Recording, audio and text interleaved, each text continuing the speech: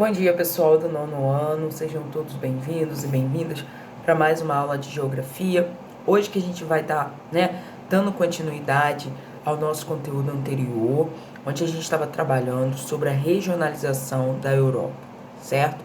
Nós falamos então da regionalização ocidental, da regionalização meridional e setentrional. Hoje a gente vai estar falando da Europa centro-oriental, tá? A Europa centro-oriental, pessoal, que é marcada, tá, principalmente por uma questão política e por uma questão histórica, porque essa porção aí da Europa centro-oriental vai ser formada pelos então países, tá, que formavam um antigo bloco da União Soviética, tá? Então, a Europa centro-oriental vai ser formada pelos antigos países que formavam até então a antiga União Soviética, tá? Bom, além disso, tá? Vale destacar que essa porção da Europa centro-oriental, né, por ser constituída por países que até então formavam a antiga União Soviética, ou seja, países socialistas, são países que ainda muitos deles ainda passam por algumas dificuldades para se encaixar no sistema econômico capitalista, por ter vivenciado lá o período da Guerra Fria, né, terem pertencido ao conjunto da União Soviética. Esses países que hoje formam a Europa centro-oriental passam por algumas dificuldades na questão da adaptação, tá, ao capitalismo, ok? Por quê? Porque isso vai estar justamente ligado a questões passadas, tá?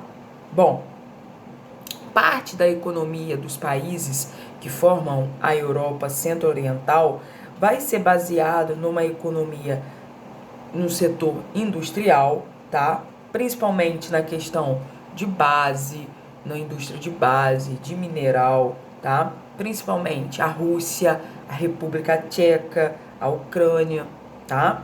Que são os países aí, vamos dizer, mais desenvolvidos ali na porção centro-oriental. Uma outra curiosidade da Europa centro-oriental, tá? É que antes, né, da divisão desses países, a gente tinha apenas um país que era denominado Iugoslávia.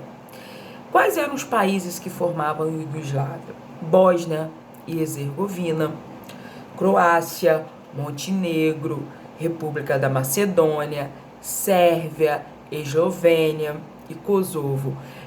São, na verdade, os países, né, que formavam até então a antiga Iugoslávia, tá? E que hoje são países independentes, ok? Bom, a Iugoslávia era um único país, né, constituído por vários, no caso esses que eu acabei de citar, e foi constituído como país, assim, depois da Primeira Guerra Mundial. Então, a Iugoslávia vai se constituir como um país único, tá? Após a Primeira Guerra Mundial, com a reunião, né, com o agrupamento de diferentes povos, diferentes culturas, tá? Que vão formar a Iugoslávia. E depois, tá? A partir de 1990, principalmente com o fim dali, caminhando para o fim da Guerra Fria, a Iugoslávia vai se dividir nesses países que eu citei aí, ok? Então, essa é a Europa centro-oriental, tá? Que vai ser formada aí pelos países que até então formavam a antiga União Soviética, ok? Bom, além disso, a Europa também vai ter algumas outras regionalizações, tá? Como a gente sabe, existem vários critérios para a gente poder regionalizar o espaço, né, geográfico, tá? E não seria diferente com a Europa. Então, além dessa questão da localização geográfica dos países, né, ou também por uma questão política e ideológica, a Europa também vai ser dividida a partir dos critérios culturais e socioeconômicos, tá? A gente vai encontrar uma divisão da Europa nesse sentido. Além disso, desse sentido cultural e socioeconômico, né? A Europa ela também pode ser dividida, regionalizada a partir do Índice de Desenvolvimento Humano, nosso famoso IDH, tá? O Índice de Desenvolvimento Humano, pessoal, ele vai indicar alguns fatores, tá? Ou seja, como que aquela população, né, é desenvolvida, a questão socioeconômica da população. E o Índice de Desenvolvimento Humano, o IDH, ele pode variar entre 0 e 1. Por quê? Quanto mais próximo de 1, tá? Significa que aquela população, ela tem um índice de IDH elevado. Quanto mais próximo de 0, significa que aquela população tem um índice de IDH, né, no caso, índice de desenvolvimento humano, menos elevado.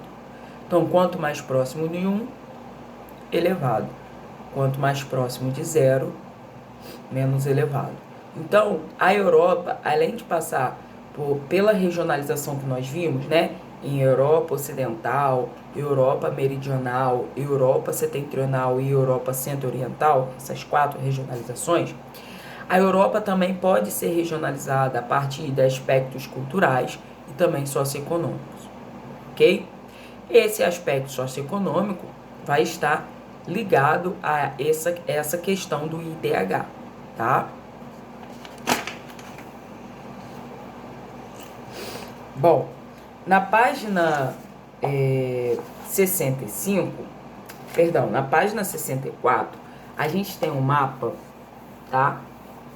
Da Europa, do IDH da Europa de 2017. Percebam que todo o continente europeu vai apresentar IDH alto para muito alto. Por quê? É um continente considerado desenvolvido, tá? Então, a maior porção da Europa, ou seja, os países em maiores quantidades, apresentam IDH muito alto, tá? Apenas alguns vão apresentar IDH alto. Então, assim, é um continente que vai apresentar, né, um sistema socioeconômico muito pertinente, um sistema socioeconômico característico da população, que vai fazer com que esse IDH seja considerado alto ou muito alto. Na página 65, a gente vai ter a Europa já dividida pelos aspectos culturais. Lembra que eu falei que além daquelas regionalizações, a Europa poderia ser dividida pelo IDH, né, regionalizada a partir do IDH, e pelas regiões culturais? Nós temos aqui, ó, nesse mapa aqui, ó, da página 65, a Europa toda picotada, né, como uma colcha de retalhos, que são as regiões culturais. O que a gente pode tirar disso? Que a Europa também é muito rica em cultura. Olha a diversidade cultural que a gente encontra na Europa, no continente europeu, no segundo menor continente do mundo, né? Por ser um continente considerado pequeno, ele apresenta uma diversidade enorme de culturas. E aí a gente vai ter várias culturas aí listadas, tá? Que vocês vão poder analisar. Bom, pessoal, fiquem atentos, tá? Ao sistema lá, a nossa plataforma, porque eu vou estar colocando a nossa atividade de hoje, tá bom? Obrigada pela participação de vocês.